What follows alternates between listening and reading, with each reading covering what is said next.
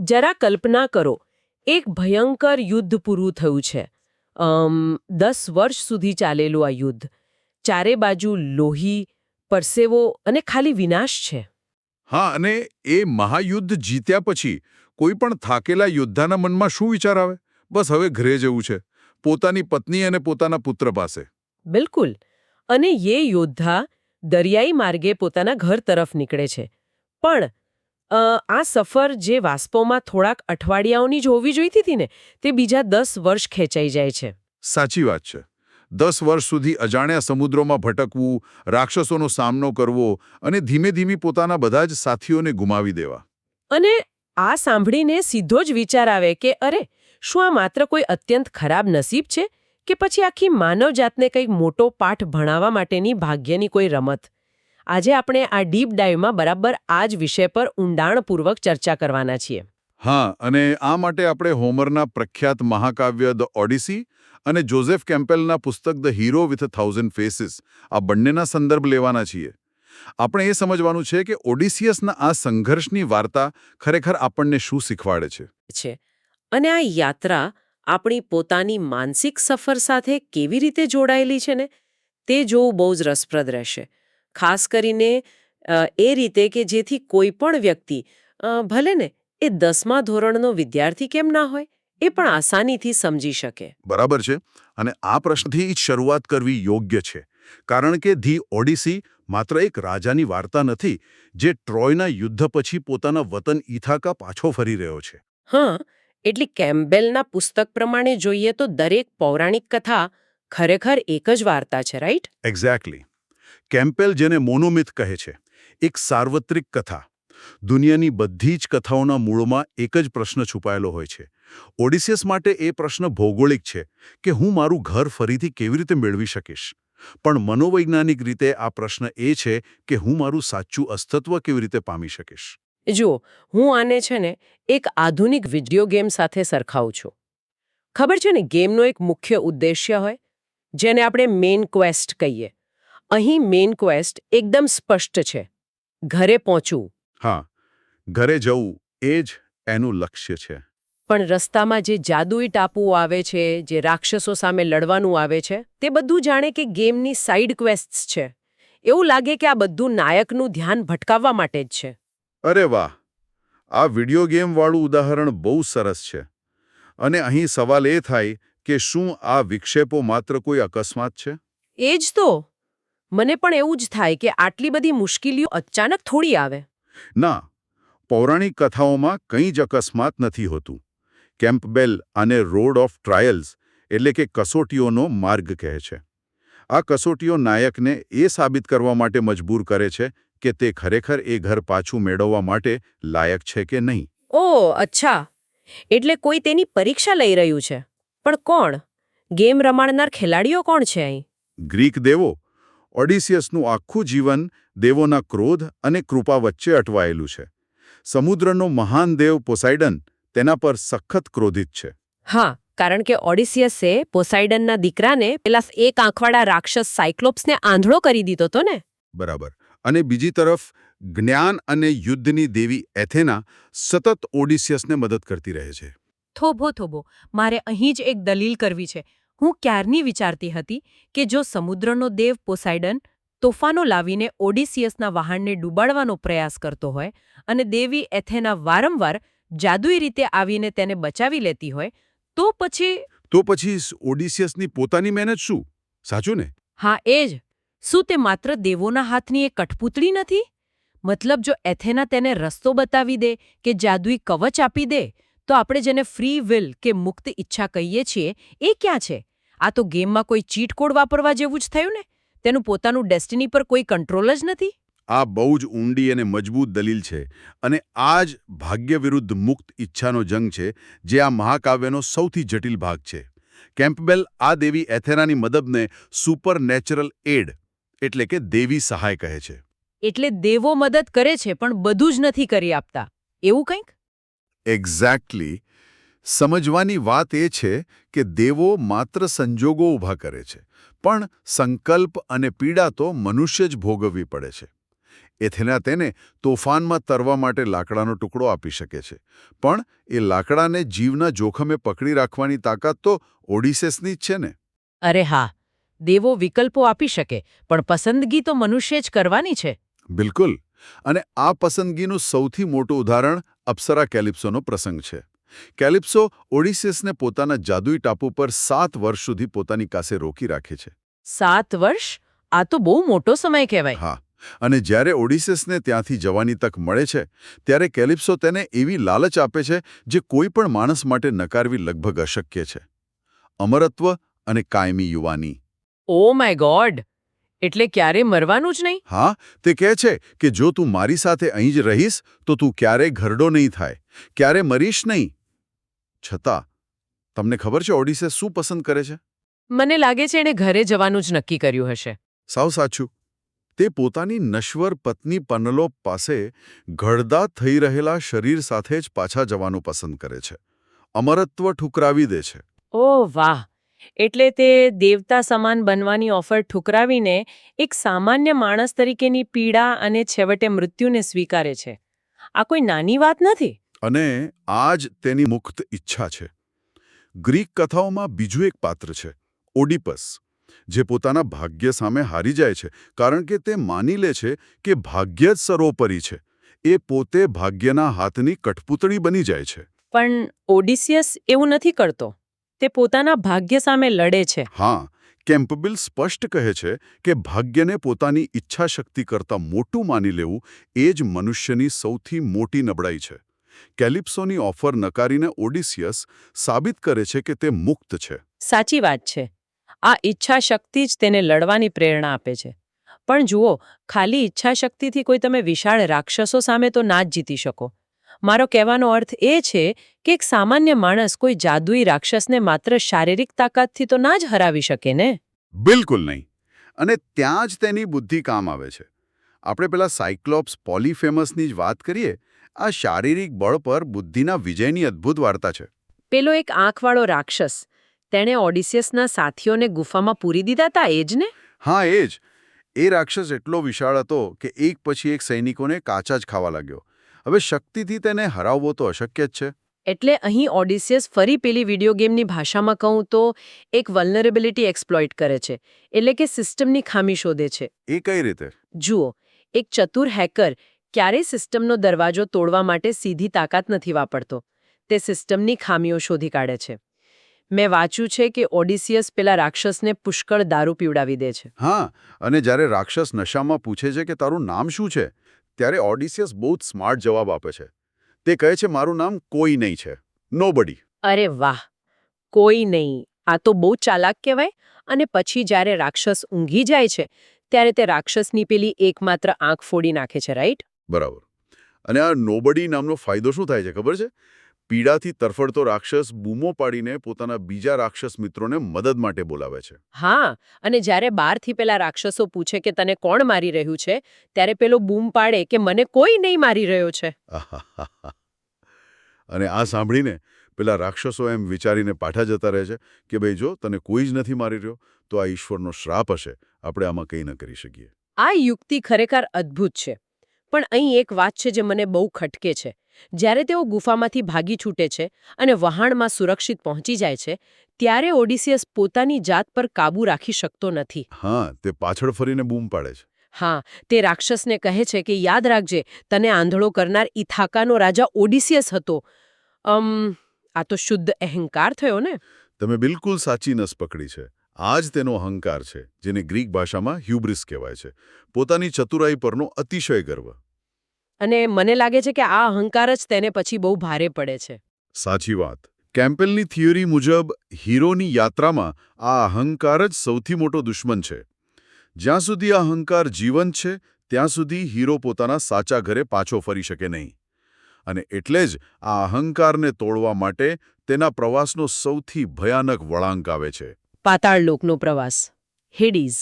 હા, તેને એવી જગ્યાએ જવું પડે છે જ્યાંથી કોઈ જીવતું પાછું નથી આવતું. તો શું આ પાતાળલોકનો પ્રવાસ એ માત્ર કોઈ ભયાનક જગ્યાની મુલાકાત નથી, પણ ઓડિસિયસના અહંકારને મારવાની એક સાયકોલોજીકલ પ્રોસેસ છે? બરાબર. કેમ્પેલ આ સ્ટેજને બેલી ઓફ ધ વેલ કહે છે, એટલે કે મહાવિનાશના મુખમાં જવાની ક્રિયા, જ્યાં નાયકના જૂના સ્વરૂપનું મૃત્યુ થાય છે, જેથી તેનો નવો જન્મ થઈ શકે. અને અહીં સમજવા જેવી વાત એ છે કે આ ગ્રીક પાતાળલોક એ આધુનિક ધર્મોના સ્વર્ગ કે નરકના ખ્યાલ કરતાં સાવ અલગ છે. હા, હું એ જ વિચારતી હતી, કારણ કે દુનિયાના મોટાભાગના ધર્મોમાં એવો સ્પષ્ટ ખ્યાલ છે કે સારા કર્મો કરો તો સ્વર્ગ મળે અને ખરાબ કર્મો કરો તો નરકની આગમાં સજા મળે. મતલબ એક પ્રકારનું ન્યાયતંત્ર હોય છે ત્યાં. હા, એક્ઝેક્ટલી. સ્વર્ગ અને નરક એક રિવોર્ડ અને પનિશમેન્ટ સિસ્ટમ જેવું હોય છે. પણ તમે કહ્યું એમ આ ગ્રીક હેડીઝમાં એવું નથી. ના, બિલકુલ નહીં.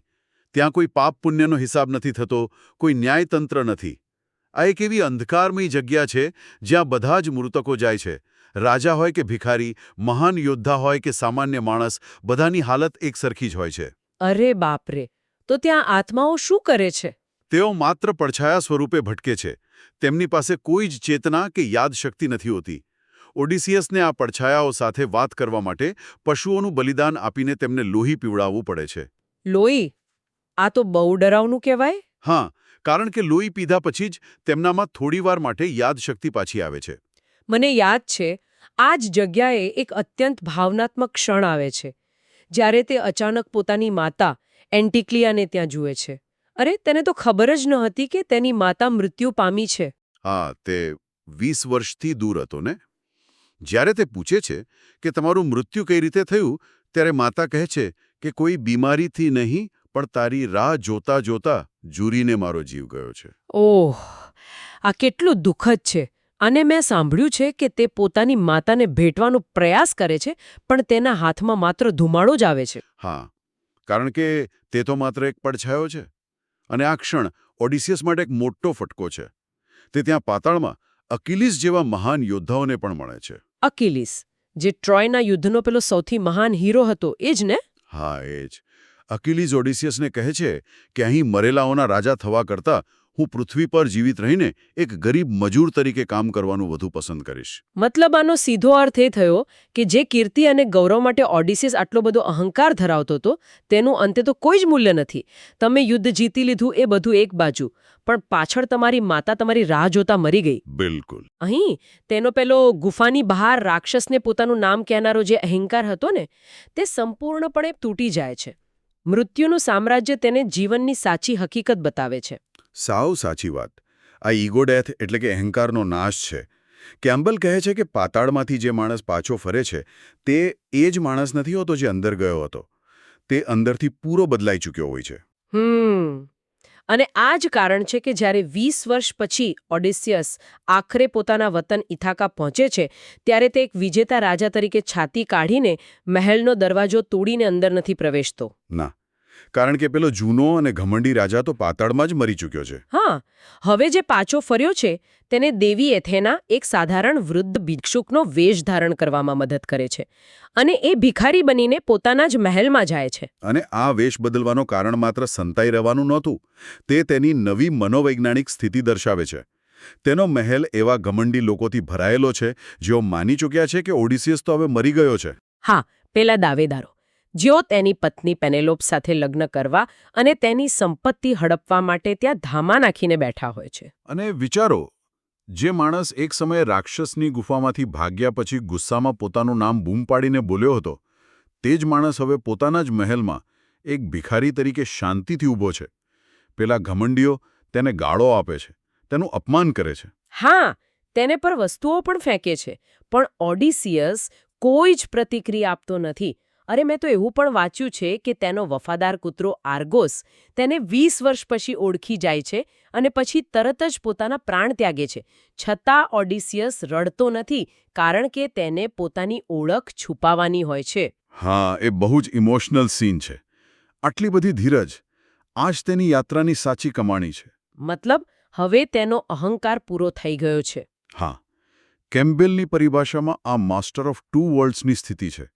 જેણે બહારની દુનિયાના રાક્ષસોને તો હરાવ્યા જ છે, પણ સાથે પોતાના અંદરના અહંકારને પણ જીતી લીધો છે. તે જાણે છે કે યોગ્ય સમય આવે ત્યાં સુધી ધીરજ રાખવી એ જ ખરી શક્તિ છે. અને પછી આવે છે આખી વાર્તાનો ક્લાઇમેક્સ, પેનેલોપની શરત. પેનેલોપ એ દાવેદારો સામે ઓડેસિયસનું વિશાળ ધનુષ લઈને આવે છે અને કહે છે કે જે પણ વ્યક્તિ આ ધનુષ પર બાણ ચઢાવીને કુહાડીઓના 12 છિદ્રોમાંથી તીર પસાર કરી બતાવશે તેની સાથે હું લગ્ન કરીશ. હવે આ કોઈ સામાન્ય શરત નહોતી. ના, બિલકુલ નહીં. અને ખબર છે, જ્યારે હું આ પ્રસંગ વિશે વિચારતી હતી ને ત્યારે તરત જ મને આપણી ભારતીય સંસ્કૃતિની, ખાસ કરીને રામાયણમાં સીતાના સ્વયંવરની યાદ આવી ગઈ. અરે વાહ! આ એક બહુ જ સચોટ અને સાંસ્કૃતિક સમાનતા દર્શાવતું ઉદાહરણ છે. શિવધનુષની પરીક્ષા. હા, રાજા જનકે શિવધનુષ પર પણ ચઢાવવાની શરત રાખી હતી. હવે શિવધનુષ ઉઠાવવું એ કોઈ માત્ર વજન ઊંચકાવવાની હરીફાઈ નહોતી. રાવણ જેવો શક્તિશાળી રાજા, જે કૈલાશ પર્વત પણ હલાવી શકતો હતો, તે એ ધનુષ જરાય હલાવી ન શક્યો. સાચી વાત છે. રાવણથી એ ધનુષ સહેજ પણ ન હલ્યું. શા માટે? કારણ કે શિવધનુષ એ શારીરિક તાકાત નહીં, પણ આત્માની શુદ્ધિ અને યોગ્યતાનું માપદંડ હતું. એ જાણે કે આત્મા માટેનું પોલીગ્રાફ ટેસ્ટ હતું. માત્ર ભગવાન રામ જ તેને ઉઠાવી શક્યા, કારણ કે તેમનામાં કોઈ જ અહંકાર નહોતો. અને મને અહીં મહાભારતમાં દ્રૌપદીના સ્વયંવરની પણ યાદ આવે છે, જ્યાં અર્જુને પાણીમાં પ્રતિબિંબ જોઈને સીધું જોયા વિના જ ફરતી માછલીની આંખ વીંધવાની હતી. હા, એક્ઝેક્ટલી. એમાં પણ શારીરિક તાકાત કરતાં ફોકસ અને યોગ્યતાની જ પરીક્ષા હતી. બરાબર. એ જ મિકેનિઝમ અહીં ઓડિસિયસના ધનુષમાં પણ કામ કરે છે.